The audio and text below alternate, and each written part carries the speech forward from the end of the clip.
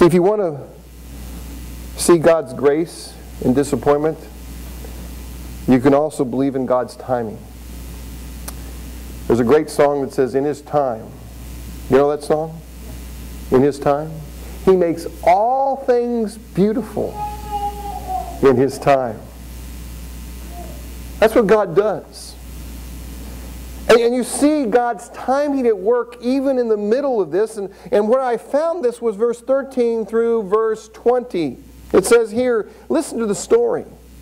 As soon as Laban heard the news about Jacob, his sister's son, he ran to meet him and embraced him and kissed him and brought him into his house.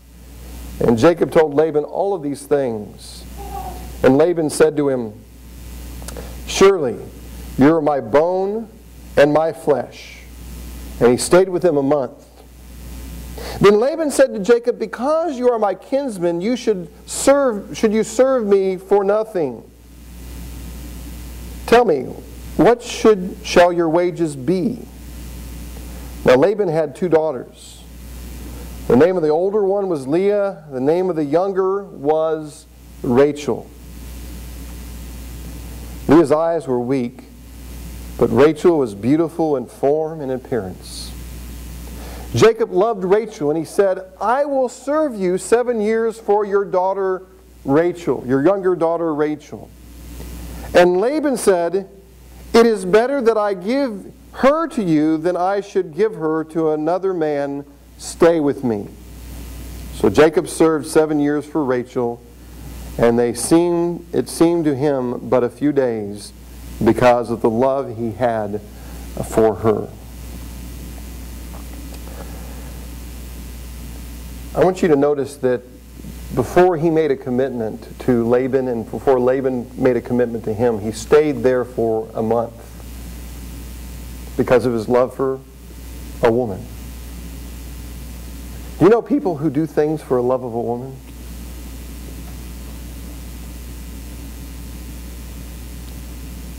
Apparently not. No. or a woman doing something for a love of a man. It is a great motivation. And God's timing in all of this was so that He would kindle that love. But one of the things He had to do for Laban is show that Jacob was going to be a hard worker. That he was worthy of someone being in the family of Laban. That Laban was thinking, maybe this guy can be my son, because no mention of a son is mentioned here. And so Laban says, well, I can't have you just stay here and work for nothing. You need to work for something. What will that something be? And so they formalize a relationship at the right time, at the right place. God had them do that. And he had 2 daughters. See, this is all the perfect timing. The older daughter and the younger daughter were still at home. None of them had gotten married yet. And it said that Leah was the older, and she had, what kind of eyes does it say? Weak eyes, right? Now, that's not an inferiority complex. It's not saying that her eyes were ugly looking. Some people say that Leah was a homely girl. I mean, she was ugly. That's not what the text is saying. In fact, we see the use of the word in different places in the Bible to mean tenderness, to mean frail. Not something that is a quality that takes away from you or takes away from your character, but a quality that is good and noble and strong. Just because something is frail doesn't mean it's not beautiful, does it? You think of a rose as frail. But people attach value to the beauty of a rose, don't they? Frail things can be very, very valuable. And in fact, when it uses the word eyes many times open up the mind of character.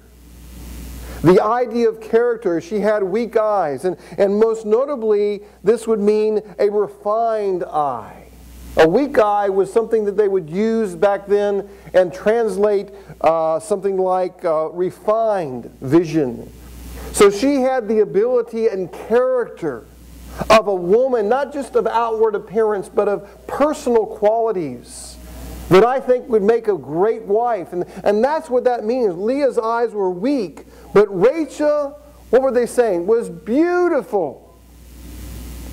So I believe the text is telling us today that Rachel had the qualities of inward character, and Leah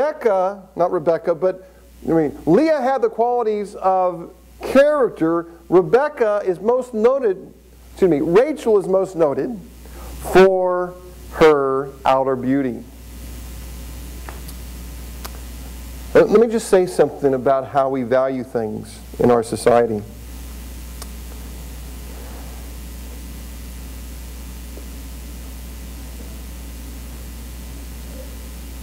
Beauty is secondary to character. Beauty, outward beauty, is secondary to love. And let me just say to the ladies, you do not get your dignity from how you look. You get to dignity from who you are. You have been made in the image of God. And the dignity that God has bestowed on every living creature, because we are being created in the image of God, gives us the dignity that we can stand before God and treat others rightly. You see, dignity is important. Character is important.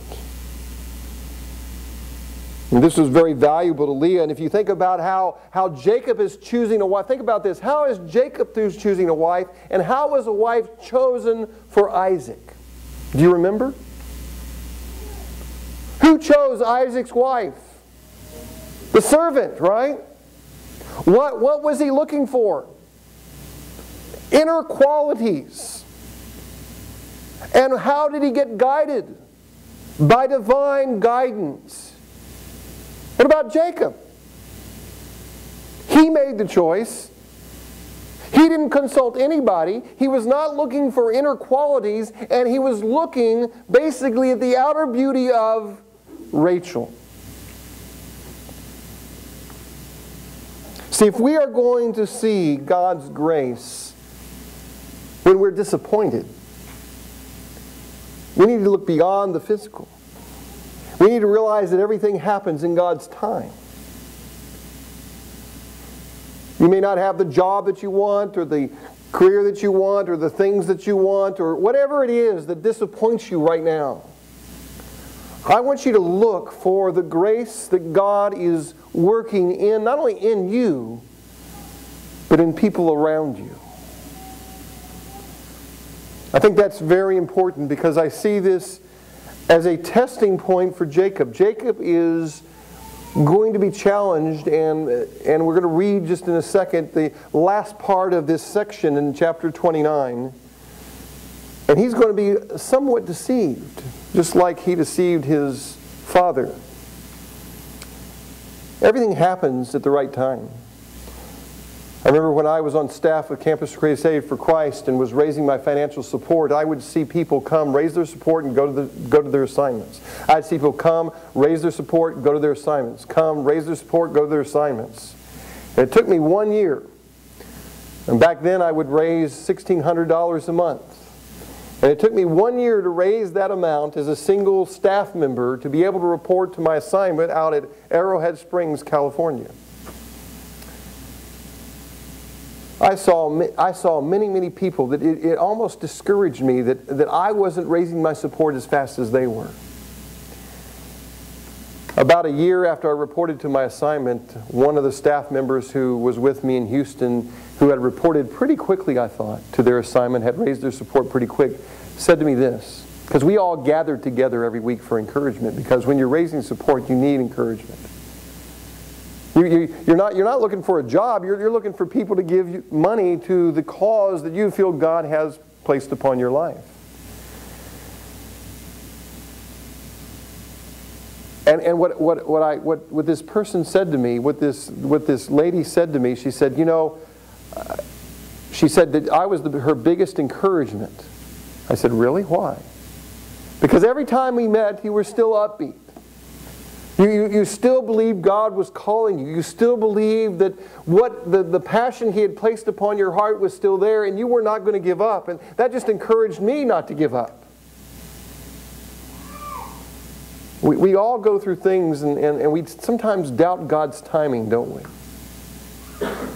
we? We doubt God's divine appointments. We doubt these things.